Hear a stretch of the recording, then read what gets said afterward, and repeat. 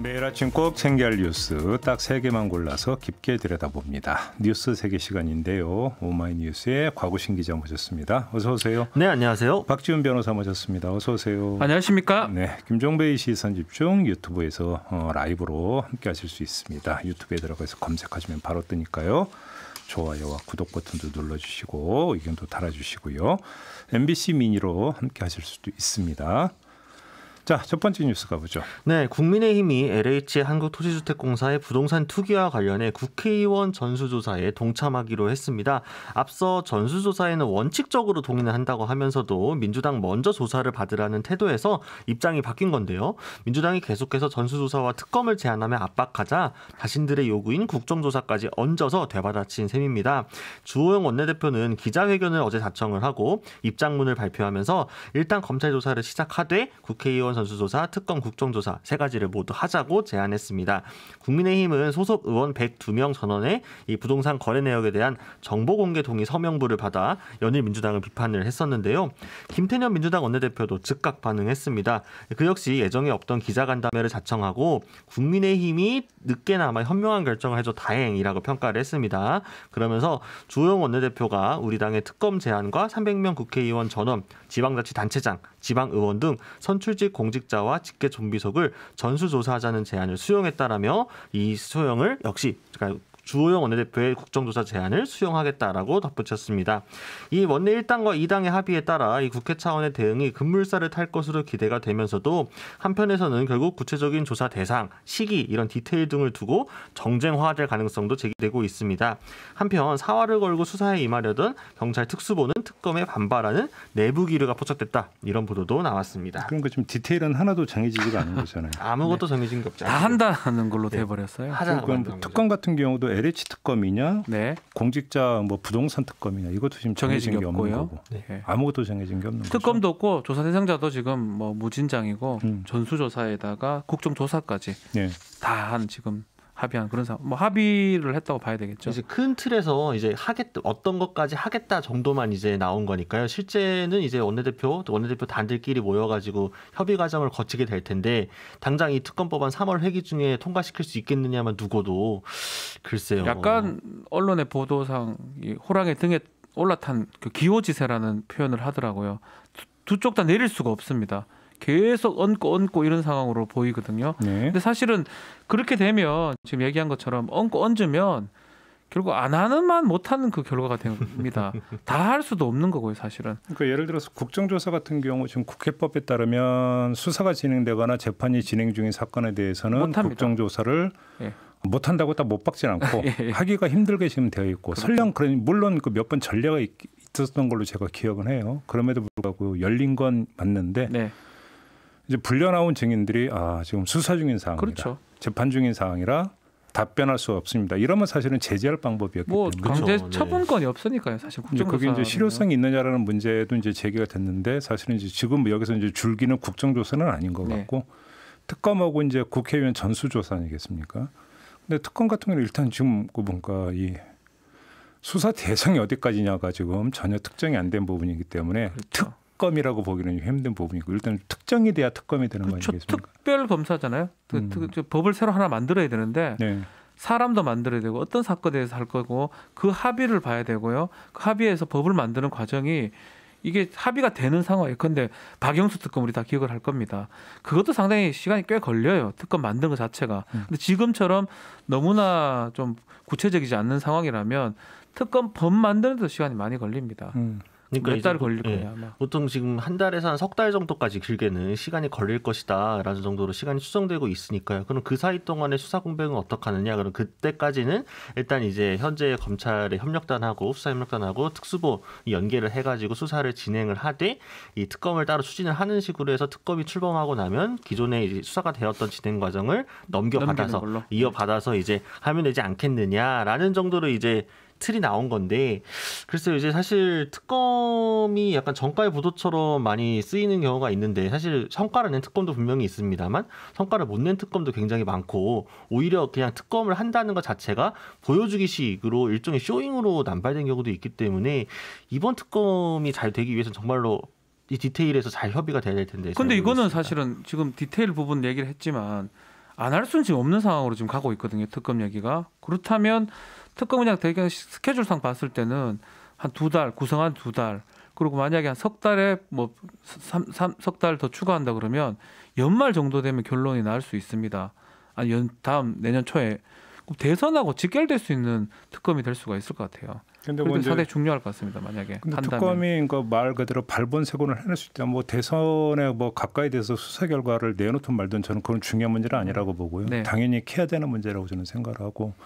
근데 디테일한 부분에서 오늘 한 신문 한겨레인가 거기서도 그 문제를 제기를 했던데 이제 당장 그 수사 인력, 그러니까 특검보부터 시작을 해가지고 수사 인력을 과연 변호사들이 오려고 하겠느냐?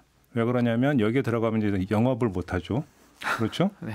이런 문제. 그 다음에 더 중요한 문제는 이제 검사 파견 문제 같은 경우. 네, 검사 문제입니다. 파견 문제가 아마도 상당히 현안이 될 가능성이 있다라는 지금 또 전망을 내놨어요. 왜 그러냐면 이게 이제 검경 수사권 조정에 따라서 이제 검찰의 직접 수사는 6대 범죄로 제한돼 있는데 특검 같은 경우는 만약에 파견 검사가 된다면 어떻게 되는 문제냐. 네. 뭐 이런 문제를 제기를 했던데 이거는 수사의 주체가 특별 검사가 되기 때문에 그거하고는 별로 상관이 없을 것 같은데요. 그렇죠.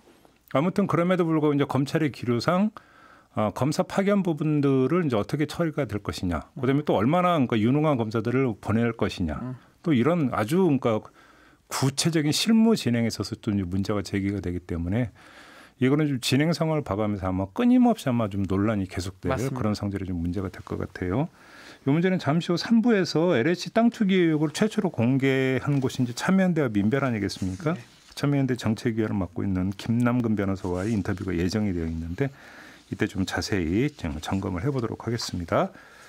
자, 두 번째 뉴스로 넘어가죠. 네, 서울특별시장 보궐선거에 범보수 야권 단일화를 두고 경쟁 중인 오세훈 국민의힘 후보와 안철수 국민의당 후보가 TV토론회에서 어제 날선 공방을 주고받았습니다. 안철수 후보는 오세훈 후보를 향해서 이 내곡동 땅 투기 의혹 관련을 집중 공세했는데요.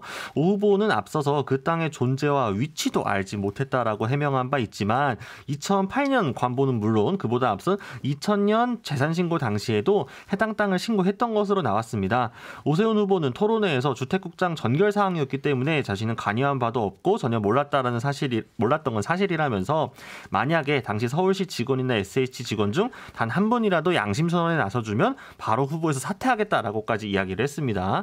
한편 오세훈 후보는 서울시장에 당선되면 국민의힘에 입당하겠다라고 선언했던 안철수 후보를 향해서 그럴 거면 그냥 지금 오늘 중에 입당을 해라라고 압박을 했습니다. 지분 요구도 없고 조건도 없이 합당하겠다면 일단 입당을 먼저 해서 시한 내 단일화를 마무리하자는 거였죠. 안철수 후보가 입당을 하게 되면 여론조사 쟁점 중 하나였던 이 경쟁력이냐 적합도 싸움에서도 경쟁력으로 양보하겠다라는 제안이었습니다. 하지만 안철수 후보는 이에 대해 거절 의사를 분명히 밝혔고요. 또 안철수의 윤석열 세일즈와 관련해서도 실패한 소개팅이라면서 젊은 사람들은 그 실패한 소개팅 이야기하는 거 자꾸 싫어한다라고 공격을 하기도 했습니다. 한편 어제 만난 양측 실무협상단은 마라톤 회의 끝에 결론을 내지 못하고 오늘 오전 중에 협상을 재개할 예정입니다. 8시 반부터 다시 협상 재개한다면서요. 네, 그렇습니다. 근데 원래 예정대로는 오늘하고 내일 이틀 동안 여론조사하는 걸로 지금 돼 있죠. 원래 그랬었죠. 그러니까 오늘 그 문구를 만들어서 여론을 돌려야 됩니다. 조사 네. 기간을 지금 정해놨고요. 오전에 만약에 이 문구를 못 정하면 시간이 지금 스케줄이 19일 꼬이죠. 단위라 네. 지금 합의했던 시한인데 시한을 넘길 수도 있을지 않을까 생각이 듭니다. 그래서 지금 뭐 나오는 이야기는 여론조사를 하루로 줄여서 어떤 실시하는 네. 방안도 이제 검토를 하고 있다고 하는데 결국은 오늘 오전에 이제 단일화 협상에서 결론이 나느냐 안 나느냐가 결국은 이게 이제 후보 등록 마감 전에 단일화에 성공하느냐 마느냐 결국 이제 갈림길이다 이렇게 봐도 될 것 실제로 같은데요. 뭐 청취자분들 다 좀 많이 보셔서 알겠지만 잉크에 인쇄가 좀 되면 무효표들이 등장할 수밖에 없게 되거든요. 네. 그게 지금 가장 좀 궁극적인 부분이고 지금 18일, 19일 이전에 좀 한다 그러면 단일화는 어느 정도는 성공한 것이 되는데 막판까지 문구 조절이 쉽지 않을 것. 이게 예전에 저 2002년도도 그랬던 것 같거든요. 정몽준 후보하고 당시 노무현 후보 단일화할 때 그때도 경쟁력 적합도 이거 가지고 끝까지 평행선을 달린 걸로 기억을 하는데 지금도 똑같은 지금 상황이 반복되는 것 같습니다. 그러니까 결국 이제 이 단일화 자체만 놓고 보면은 사실은 시한을 넘기더라도 아직 뭐 할 수는 있겠죠. 하지만 지금 야권 입장에서는 이제 표를 연끌해야 되는 상황이기 때문에 하나의 무효표라도 나오지 않고 최대한 단일화 시너지를 높일 수 있는 방법이 무엇일까 이거에 대해 고민을 하다 보니까 시한을 지켜서 투표 용지에 제대로 인쇄돼서 나오는 게 굉장히 중요한 사안이 되어 버렸고 그러다 보니까 지금 어제 오전에 갑자기 안철수 후보 측에서 입당하겠다라는 식으로 승부수를 던졌고 거기에 이제 합당하겠다고 승부수를 던지고 거기에 입당하게 되면 이제 선입당 후합당으로 하면 되지 않겠냐라고 역장까지 맞서면서 지금 계속 지금 팽팽하게 지금 줄다리기가 계속되고 있거든요. 아마 이게 쉽게 결론 나기 쉽지 않을 것이고 그리고 또 사실 지금까지 중간중간에 이 협의된 내용들을 보게 되면은 대부분 이제 안철수 후보 측 그러니까 국민의당 쪽에서 원하는 대로 많이 좀 성사가 됐습니다. 토론의 횟수라든가 이런 그렇죠. 것들이요. 그러다 보면 국민의힘 입장에서는 3석 국민의당에 지금 102석 국민의힘께서 끌려다니는 신세가 되다 보니까 이게 이것까지 양보해주면은 도대체 국민의힘은 뭐하러 있는 거냐는 불만이 내부적으로 나오고 있는 상황이다 보니 쉽지 않을 겁니다. 오세훈 후보가 너무 약진하는 모양새입니다. 나경원 후보 이긴 이후에 그러다 보니까 상황이 완전 급반전된 것 같고 또 국민의힘 입장에서 쉽게 이렇게 양보를 할 수 없는 상황이라서 본인도 뭐 정말 크게 결정한다 이렇게 하기는 어려울 것 같아요. 국민의힘의 대표 선수로 나간 거기 때문에 상당히 끝까지 좀 난항이 될 것 같습니다. 그 흐름을 봐야 되는 건데 그러니까 단일화 시한이 그 19일 후보 등록 마감일이 한 번 있고 네. 그것이 정 안 되면 29일부터 이제 투표용지 인쇄 들어가니까 28일까지 네. 이게 있는데 28일까지를 염두에 둔다면 오히려 그러니까 급한 것은 국민의당이지 국민의힘은 아니다. 왜 그러냐면 지금 지지율의 추이를 보면은 오세훈 후보가 지금 상승세에 있기 때문에 이제 국민의당에서 이제 뭔가 많이 서두르는 기색이 그렇죠. 역력하잖아요. 네. 바로 그렇기 때문에 서두를 이유가 없다고 국민의힘이 판단을 한다면 국민의당은 오히려 쫓길 수가 있는 것이겠죠. 아마 이제 이런 어떤 계산이 오늘 마지막 그러니까 협상에 어떤 식으로 영향을 미칠지를 좀 봐야 될 것 같습니다. 뭐 이렇게 놓고 본다면 여기서 그러니까 이 절충의 어떤 동인이 어디에서 발생을 하겠느냐. 네. 요거가 이제 대충 좀 나오는 것 같은데 뭐 하여간 결과는 열어봐야 되는 거니까. 그렇죠. 네, 또 오세훈 후보의 상승세가 쭉 올라오고 있었는데 또 이번 내곡동 문제 때문에 이게 그렇죠. 또 실제 어떻게 또 여론에 좌우할지도 봐야 되거든요. 알겠습니다. 자 마지막 뉴스로 넘어가죠. 네, 제주 4.3 사건으로 억울하게 옥살이를 했던 수영인 335명이 70여 년 만에 청구한 재심에서 무죄 선고를 받았습니다. 검찰은 제출할 증거가 없다라며 피고인 모두에게 무죄를 구형했고 제주지방법원 역시 전원에게 무죄를 선고한 건데요. 재판부는 국가가 완전한 정체성을 갖지 못했을 때 피고인들은 목숨을 빼앗겼고 자녀들은 연자제에 갇혀 살아왔다라면서 오늘의 선고로 피고인과 유족에게 덧씌워진 굴레가 벗겨지고 고인이 된 피고인들은 저승에서라도 이제 오른쪽 왼쪽 따지지 않고 낭푼에 담은 지슬밥에 만홍지뿐인 밥상이라도 그리운 사람과 마음 편하게 둘러앉아 정을 나누는 날이 되기를 바란다라고 밝혔습니다. 자리에 앉아있던 피고인의 유가족들은 모두 눈물을 흘렸다고 하는데요. 이날 호명된 이들 중 생존 수용인은 단 2명이었고요. 나머지 333명은 옥살이 중 행방불명된 이들로 오래전 사망한 것으로 추정이 됩니다. 오래 걸렸네요. 75년이면 그렇죠. 뭐 거의 한 세기가 가깝게 지금 걸렸다는 거 그렇죠. 아니겠습니까? 네. 그 와중에 사실 뭐 기억을 하시겠지만 4.3 관련해서 제주도에 교도소가 없습니다.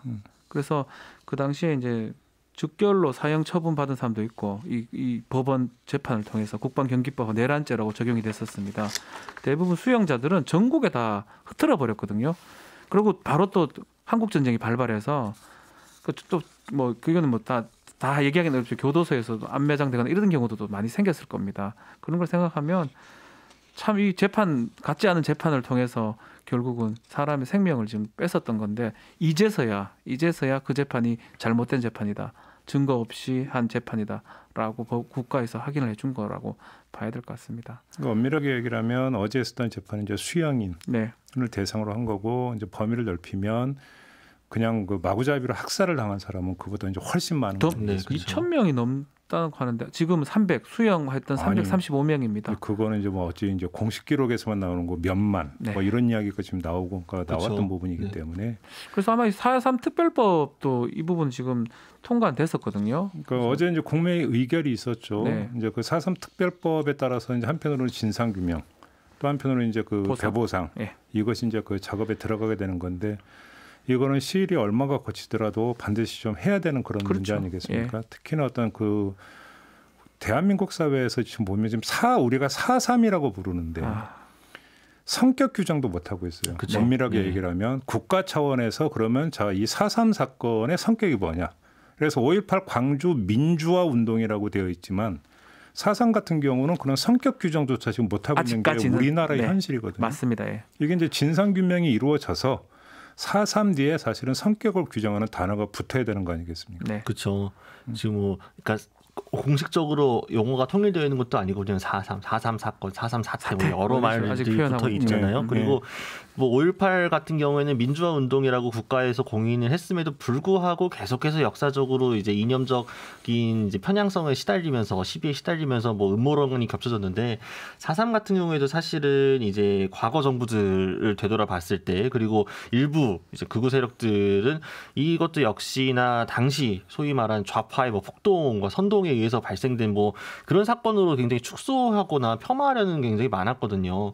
당시에 물론 그 이제 그 왼쪽에 있었던 사람들이 연루돼 있었던 건 맞지만 그렇다고 제주 4.3의 사건 전체를 마치 뭐 불온 분자들의 폭동이었던 것처럼 몰고 가는 것은 저 본질 자체를 굉장히 호외도하는 말도 안 되는 역사 왜곡이라는 이미 알고 있음에도 불구하고 그것을 바로잡고 국가가 규정하고 인정하는 데까지 아직도 이렇게 시간이 오래 걸렸고 지금 이게 사실 끝난 게 아니라 이게 시작인 거잖아요. 이걸 시작으로 해서 계속해서 앞으로 남아있는 재판들도 그렇고 국가가 절차들도 많이 남아있는데 바로 잡을 수 있을 때 빨리 바로 잡았으면 좋겠습니다. 사실은 참 진짜 오래 걸린 거잖아요.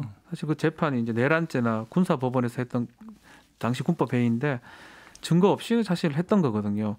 그러니까 5.18하고 맥락은 같은 건데도 그럼에도 불구하고 4.3 얘기하기가 어렵기 때문에 이번 정부 들어와서 그것도 한참 지나서 지금 이제 재심까지 온 거고 특별법이 통과가 된 거거든요. 네. 지금이라도 이거를 잘 규정하고 보상까지 다 될 수 있도록 국가는 그건 국가의 의무입니다. 사실은 그거는 과거라 해가지고 그냥 가버리는 게 아니고 과거가 잘못된 것은 국가가 그 국민들한테 또 유족들한테 배상해 보상해 주는 게 의무이기 때문에 그것을 확인해 주는 첫 번째 재판이 아니었나 생각이 듭니다. 그러니까 이제 그때 뭐 무차별 학살이 이루어져서 결국은 어떻게 이제 뭐 일본으로 건너간 분들도 많아요. 많이 계시고 그다음에 어떤 시신조차도 수습을 못한 어떤 유족분들이 한도 지금 뭐 서릴대로 서려 있는 부분이고 사실은 도대체 몇 명이 그러면 어떤 희생자인가조차도 사실은 공식적인 아직도 나오고 있지가 않은 상황이니까 이거부터 시작을 해서 궁극적으로는 4.3이라고 하는 역사적 사건의 성격이 무엇인가에 대한 국가 차원의 명백하게 국가 차원의 규정이 있어야 되는 거고요. 그 다음에 배부상이 따라와야 되는 거겠죠. 이 일련의 과정은 상당히 좀 오래 걸릴 것 같은데 역사의 진실, 묻어있던 진실을 캐내는 데는 시효가 없다고 흔히들 이야기하는 거 아니겠습니까? 반드시 거쳐야 되는 그런 과정인 것 같습니다. 자, 이렇게 뉴스 세계 마무리하겠습니다. 박지훈 변호사, 곽우신 기자와 함께했습니다. 고맙습니다. 감사합니다.